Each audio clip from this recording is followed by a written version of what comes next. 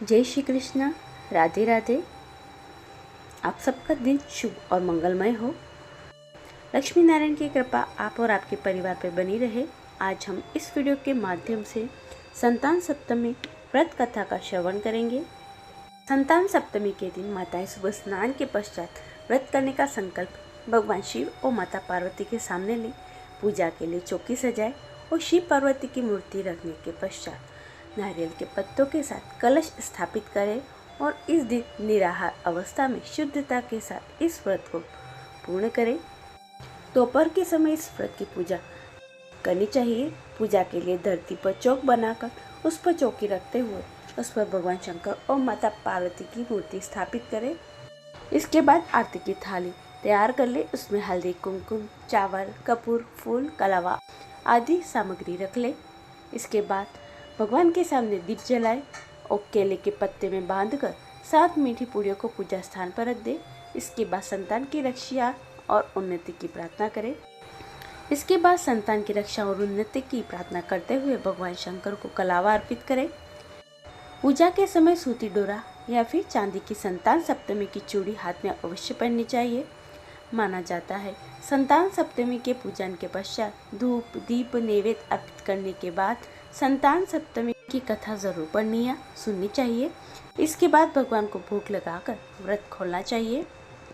संतान सप्तमी व्रत कथा। एक बार श्री कृष्ण ने युधिष्ठिर को बताया कि किसी समय मथुरा में लोमेश ऋषि आए थे।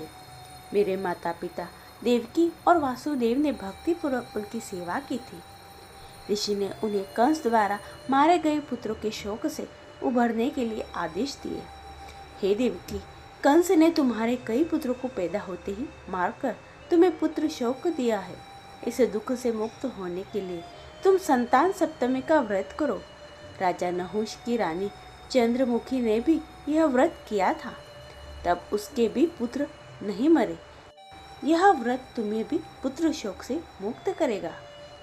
देवकी ने पूछा, हे देव, मुझे व्रत का पूरा विधि विधान बताने की कृपा करें ताकि मैं विधि पूर्वक व्रत को संपन्न करूं। लोमेश ऋषि ने उन्हें व्रत का पूजन विधान बताकर व्रत कथा भी बताई। नहुष अयोध्यापुरी का प्रतापी राजा था। उसकी पत्नी का नाम चंद्रमुखी था। उसके राज्य में ही विष्णुदत्त नामक एक ब्राह्मण रहता था। उसकी पत्नी का नाम रूपवती था। रानी चंद्रमुखी तथा रूपवती में परस्पर घनिष्ठ प्रेम था। एक दिन वे दोनों सरयू में स्नान करने के लिए गए। वहां अन्य स्त्रियां भी स्नान कर रही थी। उन दोनों स्त्रियों ने भी पार्वती शिव की प्रतिमा बनाकर विधि पूर्वक उनका पूजन किया। तब रानी चंद्रमुखी तथा रूपवती ने उन स्त्रियों से पूजन का नाम और विधि पूछी। उन स्त्रियों में से एक ने बताया, हमने पार्वती सहित शिव की पूजा की है। भगवान शिव का डोरा बांधकर हमने संकल्प किया है कि जब तक जीवित रहेंगे तब तक यह व्रत करेंगे। यह मुक्त भरण व्रत सुख तथा संतान देने वाला है। उस व्रत की बात सुनकर उन दोनों सखियों ने भी जीवन पर्यंत इस व्रत को करने का संकल्प करके शिव जी के नाम का डोरा बांध लिया। किंतु घर पहुँचने पर वे संकल्प को भूल गई। फलत मृत्यु के पश्चात रानी वांद्री तथा ब्राह्मणी मुर्गी की योनि में पैदा हुई। कालांतर में दोनों पशु योनि छोड़कर पुनः मनुष्य योनि में आई। चंद्रमुखी मथुरा के राजा पृथ्वीनाथ की रानी बनी और रूपवती एक ब्राह्मण के घर जन्म लिया। इस जन्म में रानी का नाम ईश्वरी और ब्राह्मणी का नाम भूषणा था। भूषणा का विवाह राजपुरोहित अग्निमुखी के साथ हुआ। इस जन्म में भी उन दोनों में बड़ा प्रेम हो गया। व्रत भूलने के कारण रानी इस जन्म में भी संतान सुख से वंचित रही। प्रौढ़ावस्था में उसने एक गूंगा तथा बहरा पुत्र जन्मा, मगर वह भी 9 वर्ष का होकर मर गया। भूषणा ने व्रत को याद रखा था, इसलिए उसके गर्भ से सुंदर तथा स्वस्थ 8 पुत्रों ने जन्म लिया। रानीश्वरी के पुत्र शोक की संवेदना के लिए एक दिन भूषणा उससे मिलने गई। उसे देखते ही रानी के मन में डाह पैदा हुई। उसने भूषणा को विदा करके उसके पुत्र को भोजन के लिए बुलाया और भोजन में विष मिला दिया। परंतु भूषणा के इस व्रत के प्रभाव से उनका बाल भी बाका ना हुआ। इससे रानी को और भी अधिक क्रोध आया और उसने अपने नौकरों को आज्ञा दी कि भूषणा के पुत्रों को पूजा के बहाने यमुना नदी ले जाकर गहरे जल में धकेल दिया जाए, किंतु भगवान शिव और माता पार्वती की कृपा से इस बार भी भूषणा के बालक व्रत के प्रभाव से बच गए। परिणामतः रानी ने जल्लादों को बुलाकर आज्ञा दी कि ब्राह्मण बालकों को वध स्थल पर ले जाकर मार डालो, किंतु जल्लादों द्वारा प्रयास भी बेकार रहा, बालक ना मरे। यह समाचार सुनकर रानी को आश्चर्य हुआ।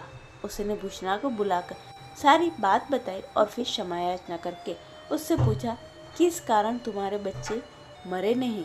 भूषणा बोली, क्या आपको पूर्व जन्म की बात का स्मरण नहीं है? रानी ने आश्चर्य से कहा, नहीं, मुझे तो कुछ भी याद नहीं है। तब उसने कहा, सुनो, पूर्व जन्म में तुम राजा नहुष की रानी थी और मैं तुम्हारी सखी।